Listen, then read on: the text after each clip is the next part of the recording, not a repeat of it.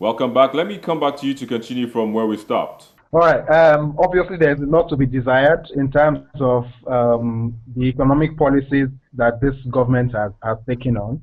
And it speaks to some of the criticisms that have been made over the president's economic stance in terms of issues relating to allowing the private sector to work as they should. You understand? So there are issues with regard to the management of the economy, which also point to the fact, which also is a bit related to this issue of appointments. You have to question the fact that we do not have, we've not, we don't have a qualified economists in this government, really. When you look at it, we have people, we have the vice president who has a background in law, we have the finance minister who has a background in accounting, but we don't have a qualified economist, and that has been one of my biggest criticisms of the government so far. I just see people, laying claims on things that are not so important. I understand how competence works, but the thing is, I do not support the fact that these appointments are lopsided. And that's because if we are maintaining our argument on the Constitution, we do not have to bring our own context to it. We say it exactly as the Constitution says. Now, in the eastern part of this country, they will not say that we do not have people in that cabinet that are from the east. But because there are different groups that do not support those people that are already in that cabinet, then it seems like they were not well represented. I didn't know when it became someone from the west or some other people, if I may mention. So the Constitution says the appointment, the Constitution did not say key positions. The Constitution did not say that some sector. The Constitution talked about all the appointments. I usually say something. Why don't you just pick up maybe like a spreadsheet and write all the appointments, put colors for different geographical zones, and see if you don't see reflection in it. I don't know why people think the president doesn't understand that there's something called federal character before he makes an appointment. He has people advising him. And so if anybody has any problem with the federal character, not based on their sentiments or their own perception, they can always take the government to court on federal character basis. This issue is not a legal issue because the only legally enforceable provision of the Constitution is the one that says that the president must appoint a minister from every state, which to my estimation he has done. The question is an issue of what is the president's state of mind concerning inclusiveness, generally speaking, in terms of the geographical zones, particularly the regions that didn't vote for him. Like I was making a point earlier that if we juxtapose this appointment with the statement that the president has made in the past with regards to people who gave him certain percentage of the votes and people who gave him X%, it shows a very worrying pattern. And we must also not forget the fact that the president is yet to visit the parts of the country that didn't vote for him, except for when he went to Cross River to launch the superhighway. So we are not talking about the issue of appointments in isolation.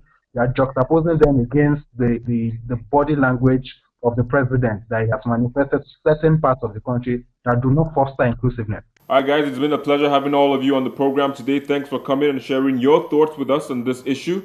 But that's where we have to leave the conversation. We'll take a quick break, and when we return, we'll be joined by a public affairs analyst for more analysis. Join us again. Welcome back. Now, joining us to continue this discussion is a lawyer as well as a public affairs analyst, Kemisit Effiong. Kemisit, thanks for coming on the program. Always a pleasure. Well, I mean, there's been this, should I say, a conception by a majority of Nigerians now looking at the appointments that have been made by the president since he took over office in 2015. They feel these appointments have been lopsided. Do you agree with this assertion? Well, the facts seem to bear that perception, and I mean, what are the facts? Well, there's this research firm, SBM Intelligence, that recently came out with figures last week, and they found out that of the 100 and 113 odd appointments that the president has made, the vast majority of them, about 61% of them, have come from the north. You know, when you look at the geographical spread, you've got states like Kano that have had 11 appointments. Now, appointments has to do with, you know, both civilian, military, service chiefs, special advisors, ministers, and all of the other ones, ambassadorial appointments. So the entire gamut, really, of appointments that the president could make. And you look at states like Kano tops the list with 11. States like Ondo, you know, have just one appointment, you know, for example. So, and also the FCT. So, it just shows that for whatever reason, maybe the president is more comfortable appointing Northerners. I mean, look at the Northwest, the Northeast, the North Central. They've got appointments in the double digits, you know, as it were. And it's so that perception is not unfounded. Yeah, that perception is not unfounded. Right, but also one other issue of concern that people have raised is the balance now, the gender balance. Because I mean, both sexes played a pivotal role. Voted. I mean, out of the 14 million votes. I mean, they were voted. He got those votes from both sexes, and some are of the opinion again that a sex seems to be on the lower end of these appointments. Again, do you agree? Well, when you look at the promises that the administration made during the last elections, they promised to be a more inclusive government, to be more inclusive than any other Nigerian government that has come previously to it. And you also look at the last administration, how they touted their credentials when it came to, you know, women participation in government. I remember the then First Lady and the then Vice President at the time, you know, always touting the 30%, 40% figure.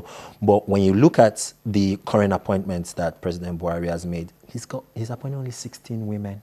What's the percentage? The 16 women, it's less than 15%, really. When you look at the fact that the number of appointments are about 130, 140. So you've got about 106 to 108 men and just 16 women. So when you look at the numbers, it doesn't exactly paint a very rosy picture as it concerns women participation in government. I think it's got like 5 ministers that are women, you know, as well. So the numbers don't look good from that perspective as well.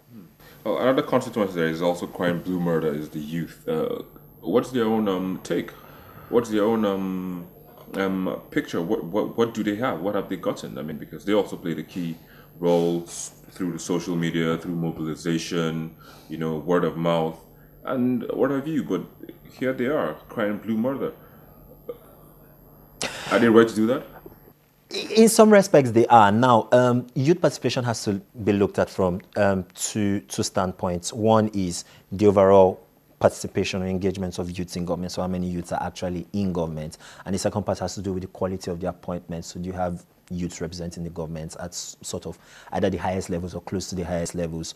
From the first perspective, it seems like the numbers anecdotally and the analysis and the figures do not exactly break things down with respect to age.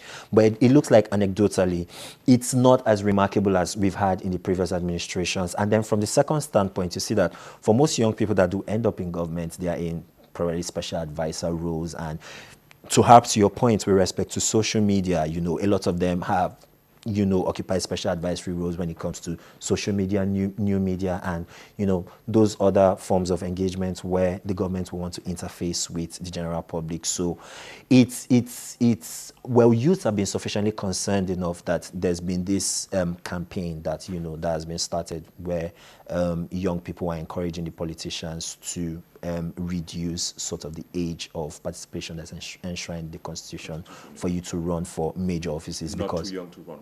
Yeah, not too young to run. Hashtag not too young to run. Yeah, because even if the government wanted to encourage more youths or include more youths in government, the thinking goes that there are legal and constitutional hurdles that they would have to cross. So the campaign has shifted not so much from youth participating in government to government itself sort of clearing the way legally and, you know, by way of constitutional amendments to encourage it, to give it an incentive to bring more youths into governance.